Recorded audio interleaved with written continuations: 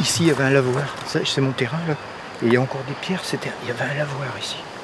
C'était... les gens pêchaient des anguilles, cultivaient le cresson aussi. Tu peux me dire où on est, là, du coup? On est sur le bord du Crépé, dans le lit du Crépé. C'est un petit ruisseau qui prend sa source dans la forêt de Benon. Donc, et qui coule et qui va jeter dans le canal du Mignon. Dans le canal du Mignon, tout à fait. Donc on est... depuis un mois et demi, il est à sec comme ça. On est inquiet quoi, de voir ce ruisseau. On voit l'état des racines des arbres, tout est... Et puis il est profond pourtant. Hein. Alors ici, il reste profond parce que c'est des gens qui ne cultivent pas des terres, ici c'est des jardiniers comme moi. Donc on ne ramène pas de terre vers le ruisseau. Tandis que plus loin, où vont aller Jean-Jacques et l'équipe, c'est des terres qui sont en permanence, les eaux ravinent et repoussent les terres dans le ruisseau. Et ils sont en train de se combler. Et là, cette année, ils ne l'ont pas entretenu. Ils n'ont pas encore entretenu, ils n'ont pas entretenu l'année dernière non plus. Donc c'est un peu inquiétant. J'ai peur qu'ils le déclassent quoi. Ouais, c'est un peu un souci. On va continuer là. Après, petit à petit, au fur et à mesure qu'on va avancer, il va être un peu moins profond. Il se comble. Donc voilà. Ça, c'est des vestiges du lavoir. C'est tous les vestiges qu'il y avait. Tout le long, il y avait des lavoirs. Hein. C'était super, un ruisseau important quoi, à l'époque. Quoi. Et même ma voisine qui est décédée l'an dernier, elle me disait que chaque année, au mois d'août, ils faisaient les essais incendies dans le puits à la maison. C'est-à-dire qu'il y avait toujours de l'eau dans le puits au mois d'août. Pour dire, maintenant il n'y a pratiquement plus d'eau, je regarde même plus, je fais attention, de toute façon. Mais en plus, s'il y avait des lavoirs tout le long, c'est-à-dire qu'il y avait de l'eau tout le long. Oui, et puis on n'est pas allé voir le lavoir, mais le lavoir a été restauré et il était sur plusieurs niveaux. C'est-à-dire en fonction du niveau de l'eau dans le ruisseau, les femmes lavaient leur linge et elles remontaient au fur et à mesure que l'eau montait. C'est intéressant de l'histoire d'un petit ruisseau comme ça, c'est une histoire. Là.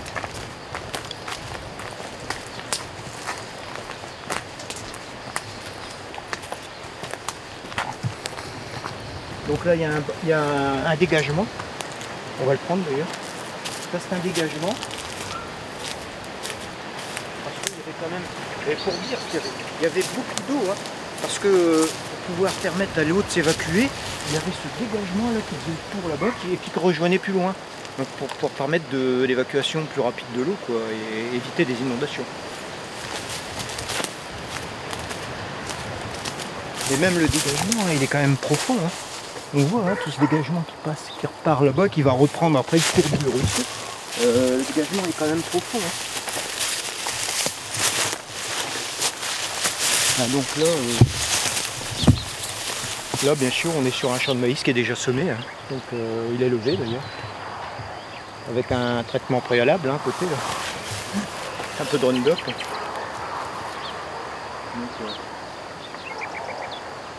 Donc le crépé après sur 800 mètres, 1 km monte là vers le marais. Et ensuite il y a une dérivation un petit peu plus loin. Il va vers un moulin qu'il y avait sur le bord. Le moulin de Crépé. Hein, donc, qui a fonctionné pendant longtemps. Et ensuite il rejoint le canal du Mignon un peu plus loin là-bas vers les trous de Brie où on est allé à Briqueterie tout à l'heure. Donc toute cette zone là, tout ce ruisseau se jette là-bas dans cette partie. Donc là, bon, c'est des champs plantés partout. On ne la voit pas, mais donc là une bassine assez importante ici qui prélève son eau au bord du ruisseau à une dizaine de mètres. Un premier forage et un deuxième à une quarantaine de mètres pour remplir cette grande bassine qu'il faut environ 2-3 mois pour remplir. Quoi. Et plus au nord, il y a une autre bassine qui prélève son eau pour être remplie à côté du ruisseau qui fait 200-250 000 m3. Pareil. C'est surtout cette bassine qui assèche déjà toute cette partie du ruisseau. Le lien, il est, dès que les pompes se mettent en marche, on voit le niveau baisser. Quoi. Aussitôt, en 2014, il y a eu une expérimentation de fait en septembre. C'était une année où il est resté un peu d'eau dans le ruisseau.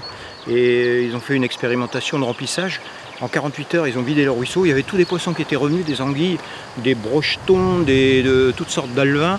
Ça a tout tué. On a fait venir la fédération de pêche. Il y a eu un procès, il y a eu une condamnation à 3 000 €, mais ça ne remplace pas la disparition de la biodiversité. Mais il y a eu condamnation quand même. Parce que le ruisseau a été asséché en 48 heures. Complètement asséché. Moi j'étais allé à la chasse dimanche d'avant, il y avait de l'eau. Je ne pouvais pas traverser le ruisseau, le crépé plus loin là-bas. Et 48 heures après, mon président de pêche m'appelle, il me dit viens voir, le ruisseau est à sec. Effectivement, le constat était terrible. On a fait venir l'ONEMA, les fédérations de pêche, la députée, enfin bon, tout le monde, mais bon, pas changé grand-chose puisqu'on continue les errements antérieurs. Là. Mais, ah oui, il y a quand même stocké sur cette zone 1 600 000 m3. Donc quand on met les forages en route, 1 600 000 m3 d'eau, c'est pas rien, hein, il faut déjà de l'eau. Donc aussitôt, ça assèche tout le territoire. Quoi, hein, Et donc, plus loin, là-bas, à environ 900 mètres, il va y avoir une bassine qui est intégrée dans le protocole des 16, une bassine qui va faire 500 000 m3 supplémentaires, qui rentrent dans les 16 bassines de Marais Poitevin et bassin du Mignon. Donc 500 000 m3, ils vont aller prélever l'eau au bord du canal du Mignon, d'où on vient, où on est passé en barque tout à l'heure. À l'aide de 3 forages, chacun qui vont ponctionner environ à 110 m3 pour remplir cette bassine. Donc il va falloir du temps, hein, parce que 500 000 m3, c'est pas rien. Hein. Et cette bassine va donc se trouver entre la route qu'on voit qui passe là, et la forêt de Benon. Donc pour l'instant on en avait 5 plus celle qu'on a vue là-bas où le gars était en train d'irriguer, là, donc les canons craché, et donc 5 plus celle-là, et on va en avoir une 7e là, donc 7e bassine, donc il va venir compléter le tout, quoi, donc ce qui est elles sont très rapprochées, hein. Elles sont très rapprochées, hein. Alors certains là ils sont 7 ou 8 agriculteurs sur celle-là, mais il y en a qui en ont une privative, quoi, c'est-à-dire qu'ils en ont une de 200 000 m3 et ils ont aussi accès à celle-là, donc savoir combien ils ont droit, je sais pas d'ailleurs, c'est très compliqué, on n'y arrive même pas. 300-400 mètres de cette haie plantée là-bas qu'on voit, de l'autre côté là-bas, donc c'est une grande bassine là-bas qui va se faire.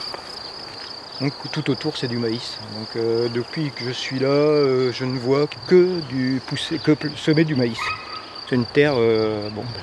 Et le fait d'avoir construit ces bassines ne fait que fixer la culture de cette plante sur le territoire. Il n'y a pas de rotation de culture.